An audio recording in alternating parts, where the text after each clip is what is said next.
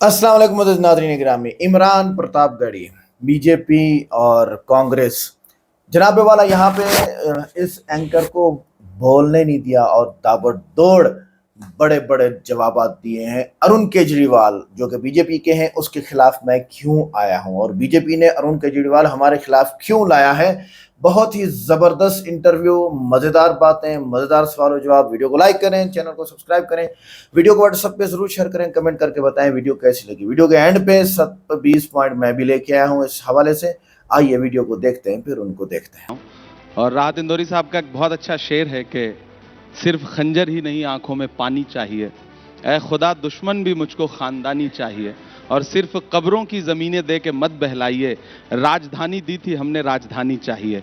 तो हम इस कोशिश पे लड़ रहे हैं और राहुल गांधी जी, प्रियंका जी भी कल से मैदान में उतर रही हैं, खरगे साहब भी लगातार चुनाव प्रचार कर रहे हैं, सचिन भाई कर रहे हैं, हम सारे लोग लगातार मैदान में हैं। और आपने देखा कि पिछले 4-5 दिन में, 6 दिन में कांग्रेस बहुत शानदार तरीके से चुनाव लड़ती हुई दिख रही है और आपको परिणाम भी वैसा दिखेगा, जरूर दिखेगा। खाता खुल जाएगा, भरोसा है?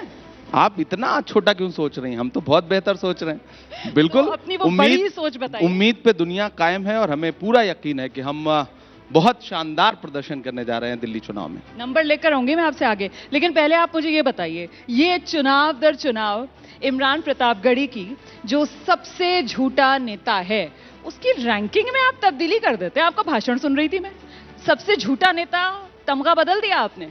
देखिए, नए किरदार आते जा रहे हैं मगर नाटक पुराना चल रहा है। हाँ। तो किरदार बदलते रहते हैं। हमें जो पहले बड़े वाले साहब हैं उनके जो छोटे रिचार्ज हैं, हम दोनों पे बात कर रहे हैं और दोनों के लिए आपकी सोच जो है, दोनों में कंपटीशन तो चल रहा है।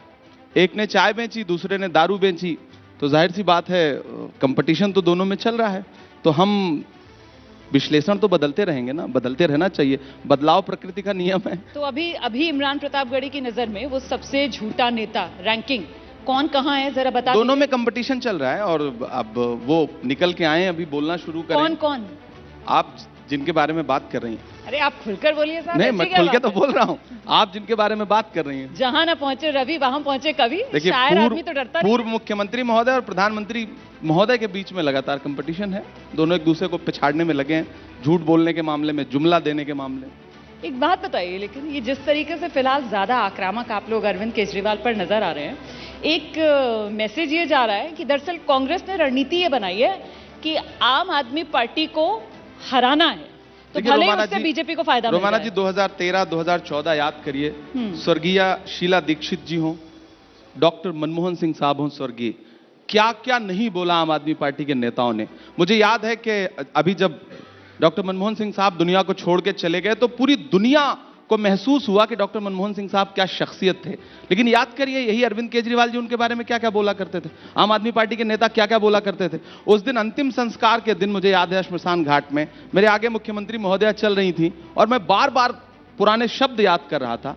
आज वो नहीं है डॉक्टर मनमोहन सिंह साहब और आज सब उनको श्रद्धांजलि दे रहे हैं और आम आदमी पार्टी के नेता भी उनके बारे में अच्छा अच्छा बोल रहे हैं। तो मैं तो लोगों के बीच में जाके कह रहा हूं कि अगर जरा सा भी आपको डॉक्टर मनमोहन सिंह साहब की काबिलियत और उनकी सादगी से प्यार है तो ऊपर बैठी हुई उनकी रूह कहीं ना कहीं देख रही है। इस चुनाव में उनकी रूह के साथ इंसाफ करिए, स्वर्गीय शीला दीक्षित जी की रूह के साथ इंसाफ करिए। जो दिल्ली शीला जी छोड़ के गई थी, दिल्ली उससे बदतर हालत में है, बेहतर तो नहीं हुई। कल मुझे जंगपुरा से नांगलोई जाना था एक सभा के लिए, मैं 2.25 घंटे में पहुंचा हूं।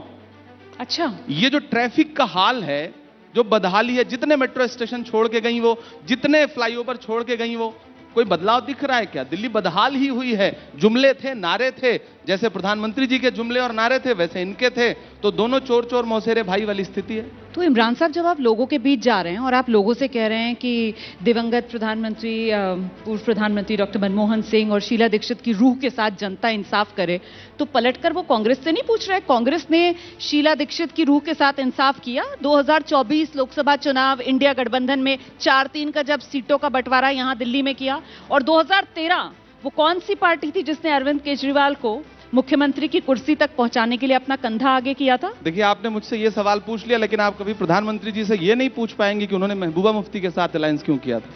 कभी नहीं पूछ पाएंगी, क्योंकि आपको हमसे सवाल पूछना आसान लगता है। राजनीति में बहुत सारे गठजोड़ तात्कालिक परिस्थितियों पर निर्भर करते हैं, लेकिन आपके अंतर मन में जो बात है वो सच बात यह है कि जितना अपमान किया इन्होंने शीला जी का, जितना अपमान किया इन्होंने डॉक्टर मनमोहन सिंह साहब का, वो किसी से छुपा नहीं है। और आप जैसे सभ्य लोग भी, मीडिया के लोग भी इस चीज को समझते हैं।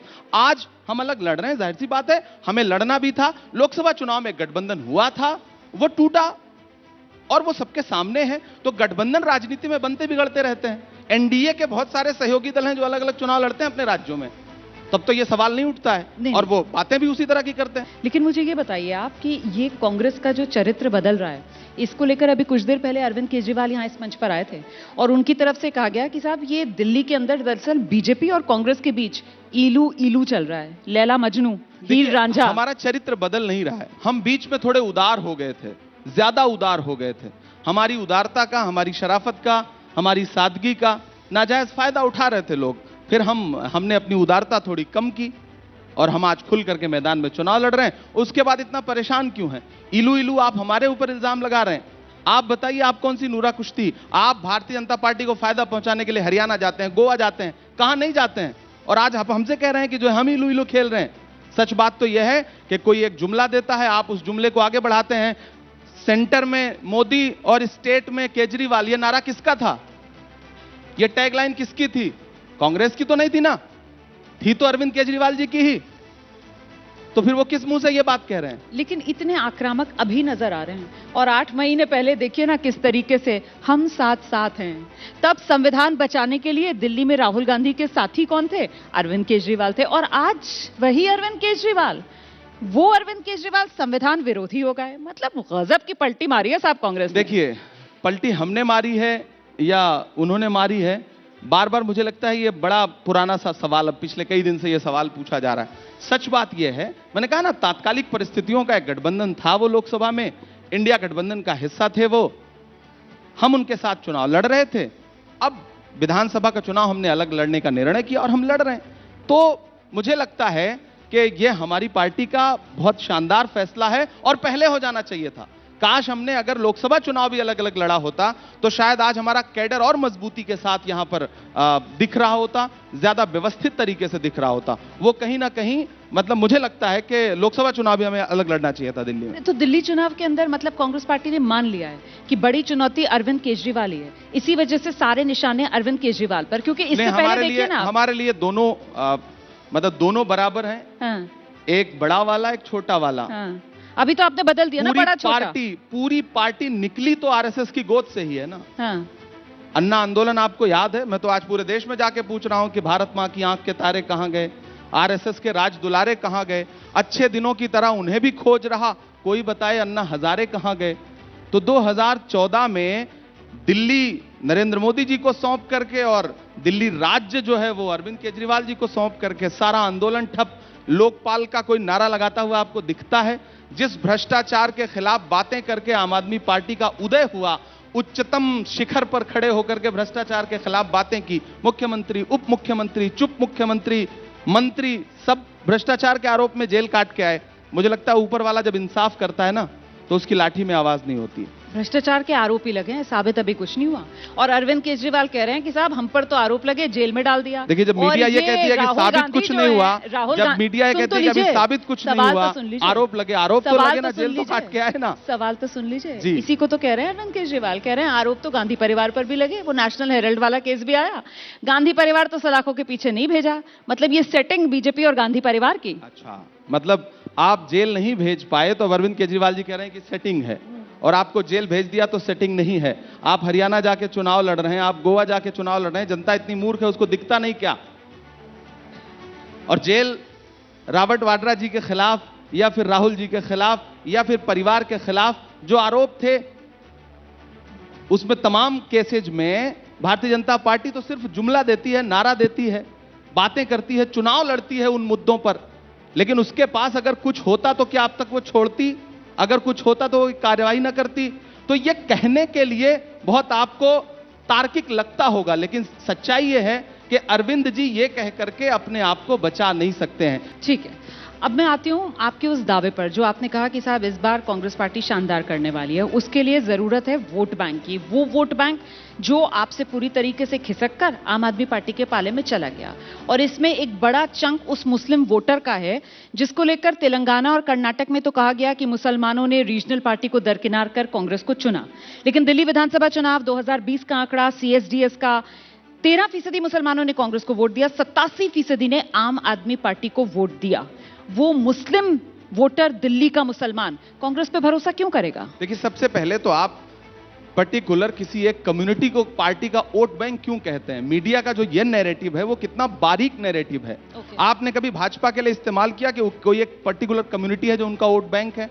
कभी नहीं करते, कभी नहीं करते। दिल्ली में कांग्रेस पार्टी का वोट बैंक पूरी दिल्ली में सर्व समाज के लोग कांग्रेस को वोट करते रहे। शीला दीक्षित जी जब खुद ब्राह्मण कम्युनिटी से आती रही हैं, यहां दलित कांग्रेस पार्टी को वोट करता रहा है, मुस्लिम समाज वोट करता रहा है। जिसका भी संविधान में लोकतंत्र में विश्वास है वो कांग्रेस पार्टी को वोट करता रहा है। लाना तो पड़ेगा ना इन सबको। पर्टिकुलर आप वोट बैंक, मैं तो कह रहा हूं कि पूरी दिल्ली हमारा वोट बैंक है। सिर्फ मुसलमान क्यों? सिर्फ मुसलमानों को फ्रेम करके पर्टिकुलर एक पार्टी का वोट बैंक साबित करके आप कहीं ना कहीं बीजेपी का जो एजेंडा है उस एजेंडे को आगे बढ़ाते हैं। लेकिन आप जहां जहां सभा कर आ रहे हैं, वो खेल है ना। आप जहां जहां सभा कर आ रहे हैं, किराड़ी हो गया, आज वहां पर अखिलेश यादव जी सभा करने जा रहे हैं अरविंद केजरीवाल के साथ। जंगपुरा भी मैं ले चलती हूँ जरा, वहां पर भी आप गए थे। आज बता रही हैं कि अरविंद जी साहिबा जा रही हैं वहां पर वोट मांगने के लिए। मैं ये जानना चाह रही हूँ कि साहब जो मेहनत कर आ रहे हैं आप अपनी पार्टी के लिए वोट मांगने की, उस पर तो इंडिया गठबंधन के साथ ही पीछे से आ रहे हैं पानी फेरते हुए। आप कह रही थी कि कांग्रेस का कोई प्रभाव नहीं है। अब स्थिति है कि उत्तर प्रदेश से दोस्त बुलाने पड़ रहे हैं अरविंद केजरीवाल की वजह से बुलाने पड़ रहे हैं। अरविंद केजरीवाल किसकी वजह से बुलाने पड़ रहे हैं? अगर इमरान प्रतापगढ़ी किराड़ी सभा करके आए और उसके बाद आज किराड़ी अखिलेश जी को लेके जा रहे हैं, तो आपको लगता है कि कांग्रेस मजबूत लड़ रही है? तभी तो लेके जाना पड़ रहा है। वहां पर वोटर जो है वो प्रभावित ना हो इमरान प्रतापगढ़ी से। जंगपुरा में इकरा हसन को लेकर जा रहे हैं। नहीं, प्रभावित है इसका मतलब? मैं तो सभा करके आ चुका हूं ना। मैं जंगपुरा सभा करके आ चुका, मैं किराड़ी सभा करके आ चुका। ये तमाम वो विधानसभा क्षेत्र हैं जहां मैं सभा करके आ चुका। प्रभावित ना हो या फिर प्रभावित हैं, उस प्रभाव से आप डर करके अपने दोस्तों को बुला रहे हैं बाहर से। नहीं, लेकिन आप मुझे बताइए कि कांग्रेस दोस्तियां क्यों नहीं निभा पाती है? मतलब इंडिया गठबंधन सब आपके साथी, कोई आपसे दोस्ती नहीं निभा रहा है। मतलब कितनी कमी कांग्रेस पार्टी में। सबने अरविंद केजरीवाल को अपना दोस्त बना लिया। मोहब्बत में अगर गर्दन उतरवा दी तो कहते हैं जरा सी और नीचे से उतर जाती तो अच्छा था। ओहो, तो दोस्ती निभाने का इससे ज्यादा सबूत हम क्या दें? हमने तो हमेशा लोकतंत्र को बचाने के लिए, संविधान को बचाने के लिए खूब दोस्ती निभाई। मुझे बताइए कि दिल्ली विधानसभा चुनाव में 2025 में जो हो रहे हैं, 2020 दंगों की बात क्यों की जा रही है? राहुल गांधी क्यों कह रहे हैं कि अरविंद केजरीवाल जो हैं वो अल्पसंख्यकों, दलितों के विरोधी हैं? ये कहना क्यों पड़ रहा है राहुल गांधी को? नहीं, पूरी दिल्ली ये बात कह रही है कि जब दिल्ली जल रही थी तो मैं एबीपी के मंच पे खड़ा होकर बात कह रहा हूं कि जब दिल्ली जल रही थी तो दिल्ली के मुख्यमंत्री कहां थे? देश के गृह मंत्री कहां थे? देश के प्रधानमंत्री जी कहां थे? कोई नहीं निकला ना। वहां जो धुएं के निशानात थे उनको पोंछने के लिए राहुल गांधी निकले ना। देखिए, बात यह है कि असल मुद्दों पर देश में कौन खड़ा है। अगर हाथरस में दलित बिटिया के साथ बलात्कार हुआ, उसकी लाश को रात के 2 बजे जला दिया गया, तो उस परिवार से मिलने के लिए कौन निकला? अरविंद केजरीवाल जी निकले क्या? मोदी जी निकले क्या? नहीं निकले, राहुल गांधी निकले। मणिपुर में जब बिना कपड़ों के बेटियों को परेड कराया गया तो कौन निकला? प्रधानमंत्री जी आज तक नहीं गए। अरविंद केजरीवाल जी गए क्या वहां पर? राहुल गांधी जी गए ना, लोगों को सीने से लगाया ना। संभल में लोगों के आंसू पोंछने के लिए कौन गया? राहुल गांधी जी गए ना। कन्याकुमारी से कश्मीर तक मोहब्बत का नारा लगाते हुए, नफरत छोड़ो भारत जोड़ो का नारा लगाते हुए कौन निकला ना? अरविंद केजरीवाल तो किसी के लिए 4 कदम नहीं निकले। अच्छा इमरान, एक बात बताइए मुझे, आपकी जो आप स्टार प्रचारक हैं, सबसे ज्यादा सभाएं आप दिल्ली में प्रचार में कांग्रेस के लिए कर रहे हैं। आपकी जो सभाएं हैं उसमें शायरी तो खूब पसंद की जा रही है, लेकिन आपकी पार्टी वो पसंद की जाएगी क्या? उसका बिल्कुल पसंद की जाएगी। उसके 2 आधार, अगर लोग देखिए, क्योंकि मैं सवाल ये इसलिए पूछ रही हूँ क्योंकि जितने आपके वादे हैं वो सारे तो आप लग रहा है कि नकल आप लोगों ने आम आदमी पार्टी की कर ली है। जो आम आदमी पार्टी कह रही है आप लोग कह रहे हैं हाँ जी हम भी यही करेंगे, हम तो 2 कदम आगे बढ़कर करेंगे। ये देखिए, बिल्कुल पसंद कर रहे हैं लोग, बड़ी तादाद में लोग आ रहे हैं, और लाए हुए लोग नहीं आ रहे हैं, आए हुए लोग आ रहे हैं। हमारी और उनकी महफिल में यह फर्क है कि हमारे यहां लाए हुए लोग नहीं आते, आए हुए लोग आते हैं। लाए हुए कौन ला रहा है? और सुनते हैं, चाहे बड़े आप उन नेताओं की, आप चाहे अरविंद केजरीवाल जी हो, चाहे प्रधानमंत्री जी की रैली हो, गृह मंत्री जी की रैली हो, आप देख लीजिए, आए हुए लोग नहीं है, लाए हुए लोग हैं। ऐसे में जो लोग आ रहे हैं वो भरोसा जता रहे हैं, और मैं उनसे जाके मुद्दों पे बात कर रहा हूं। मैं उनसे कह रहा हूं कि जो आपके असल मुद्दों पे आपके साथ खड़ा है, आप उसके साथ आइए। झाड़ू वाले आए तो उनसे पूछिए कि किसी भी मौलवी से या के साधु से न छूटेगा, मदारी के किसी करतब से जादू से न छूटेगा। सफाई कर रहे हो तो जरा दामन की भी कर लो, हमारे खून का धब्बा है, झाड़ू से न छूटेगा। जो राहुल गांधी मुद्दे उठा रहे हैं, केजरीवाल साहब आए थे, उनसे बात हुई इस बारे में, तो वो कह रहे हैं कि साहब कुछ तो मजबूरियां रही होंगी, यूं ही कोई बेवफा थोड़ी होता है। ये अगली वाली लाइन उन्होंने नहीं कही है, मैंने अपने बशीर आप छोड़ बद्र दी। साहब का एक शेर इसी में और भी है। हाँ। ये कुछ तो मजबूरियां रही होंगी, यूं कोई बेवफा नहीं होता। इसमें एक शेर और है कि रात का इंतजार कौन करे, आजकल दिन में क्या नहीं होता। तो उनको बताइए कि महोदय उनको बताइए कि महोदय आप बहुत परेशान हैं, आप खुद अपनी सीट हारने जा रहे हैं। संदीप दीक्षित जी नई दिल्ली से चुनाव जीतने जा रहे हैं।